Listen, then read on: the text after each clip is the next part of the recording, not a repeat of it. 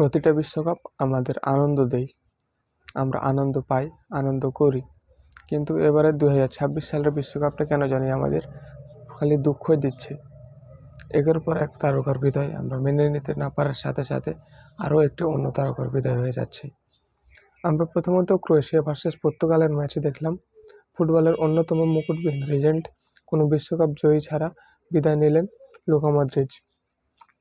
সেই রেসটা হয়তো আমাদের বাংলাদেশিদের মনে খুব একটা ভালোভাবে গেঁথে নেয়, কারণ আমরা তাকে খুব একটা ভালো করে হয়তো চিনি না। যারা সিজনাল ফ্যান বলে যাদের, অর্থাৎ যারা সিজনালে ফুটবলটা খেয়াল করেন, তারা হয়তো খুব ভালো করে তাকে ফলো করেন না। কিন্তু যারা ক্লাব ফুটবলটা ফলো করে তারা তাকে খুব ভালো করে চেনে এবং তাকে খুব ভালো করে মনের ভিতরে গেঁথে রেখেছে। তিনি বিদায় হওয়ার পর নরওয়ে ভার্সেস ব্রাজিলের ম্যাচ, যে ম্যাচে বিদায় হয়ে গেল কোটি প্রাণের আবেগ, কোটি কোটি ভক্তের ভালোবাসা নেইমার জুনিয়র। সেই ম্যাচটি যখন ব্রাজিল হারে তখন ব্রাজিল ফ্যানরা কষ্ট পেয়েছিল, কিন্তু এতটাও না। তারা বাড়ি এসে হয়তো ঘুমিয়ে গেছিল, কেউ বসেছিল, কেউ আড্ডা দিচ্ছিল।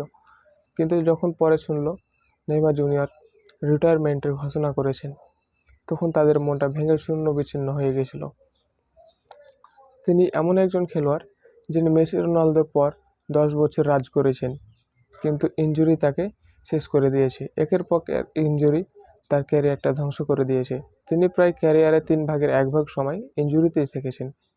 তার যেতে হয়নি কোনো ব্যালন ডি'র, কোনো বিশ্বকাপ, কোনো বড় ট্রফি বা কোনো ব্যক্তিগত নামের খাতায় নেই সেই অসংখ্য রোনালদো মেসিদের মতো কোনো বড় ট্রফি, কিন্তু তিনি রয়েছেন হাজারো কোটি ভক্তের মনে। তিনি যখন বিদায় নিলেন তখন সকল ভক্তের প্রাণ কেঁদেছে। আর সেই রেস কাটতে না কাটতেই যখন আবার আমরা রাতে দেখলাম স্পেন ভার্সেস পর্তুগালের ম্যাচ, সেই ম্যাচে কী হলো? সেই ম্যাচেও পর্তুগাল হেরে গেল 1-0 গোলে, এবং তারই মধ্যে দিয়ে বিদায় নিল ফুটবলের আরেক রাজা, যিনি এই ফুটবলকে অনেক কিছু দিয়েছেন। 5 বারের ব্যালন ডি'র উইনার, 5 বারের চ্যাম্পিয়ন্স লিগ উইনার, এবং তিনি 41 বছর বয়সে এ পর্যন্ত পৃথিবীর সর্বকালের সর্বোচ্চ গোলদাতা হয়ে আছে। তিনি হয়তো আর কিছুদিন পর 1000 গোলের মাইল ফলক ছুঁয়ে ফেলবেন, কিন্তু তাকে ফুটবল কী দিল, তাকে কী দিতে পারলো? তিনি এই হয়তো আজ রিটায়ারমেন্টের ঘোষণা করেননি। তিনি বলেছেন, আমি ঠান্ডা মাথায় ভাবতে চাই, আমি আমার পরিবারের সাথে কথা বলতে চাই, আমি এত তাড়াহুড়া করে কোনো সিদ্ধান্ত নিতে চাই না। তিনি যখন রিটায়ারমেন্টের ঘোষণা করবেন তখন ফুটবলবাসীর মনের অবস্থা কী হবে একবার ভেবে দেখুন। হয়তো যারা পর্তুগাল ফ্যান আছে তাদের তো হবেই, কিন্তু যারা রেগুলার ফুটবলটা ফলো করে, ছোট থেকে দেখে এসেছে, তাদের অবস্থাটা কী হবে? আমরা যারা ছোট থেকে ফুটবল প্রেমে পড়েছিলাম তার একটি মাত্র কারণ ছিল আমাদের কোনো না কোনো প্লেয়ারের ভালো লাগা। হয়তো নেইমার, হয়তো মেসি, হয়তো রোনালদো, বা আমাদের যারা ছোট আসছে তারা হয়তো এমবাপ্পে, ইয়ামাল, এদের দেখে প্রেমে পড়বে। কিন্তু আমাদের সময়টা ছিল নেইমার, মেসি, রোনালদোদের। আমরা হয়তো তাদের হঠাৎ করে প্রেমে পড়েছিলাম।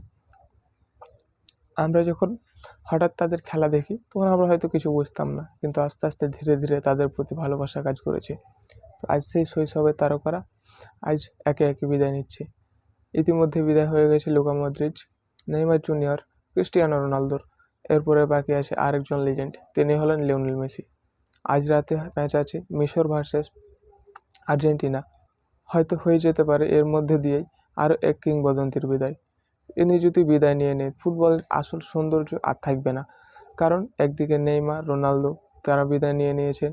এখন যদি মেসিও বিদায় নিয়ে নেয় তাহলে তো ফুটবল বিশ্বকাপের আমেজটাই নষ্ট হয়ে যাবে, বিশেষ করে বাংলাদেশে, পুরো পৃথিবীতেই বটে। তবে আমাদের এটা ফুটবল, এটা মেনে নিতে হবে। তারপরও মেনে নিতে কষ্ট হয়। ফুটবল এমন হাসায়, ফুটবল কাঁদায়। একের পর এক শৈশবের তারকাদের বিদায় আমাদের মনে অনেক কষ্ট দিয়ে যাচ্ছে। আমরা হয়তো মানতে পারছি না, তবুও মেনে নিতে হবে। আজ রাতে ম্যাচ রয়েছে মিশর ভার্সেস আর্জেন্টিনা। আমরা চাইবো এই ম্যাচটি আর্জেন্টিনা জিতুক, কারণ একে একে সকল তারকা বিদায় নিয়ে নিচ্ছে। তিনিও যদি বিদায় নিয়ে নেন তাহলে আমাদের মনের অবস্থা একেবারেই খারাপ হয়ে যাবে এবং বিশ্বকাপটা আমরা উপভোগ করতে পারবো না। আমরা চাই 3-4জন লেজেন্ডের মধ্যে কেউ একজন বিশ্বকাপ জিতুক। 3জন যেহেতু বাদ পড়ে গেছে, একজন রয়েছে লিওনেল মেসি, তাই আমরা চাইবো তিনি বিশ্বকাপটা আবার জিতে হাসি মুখে তার বিদায়টা ঘোষণা করুক।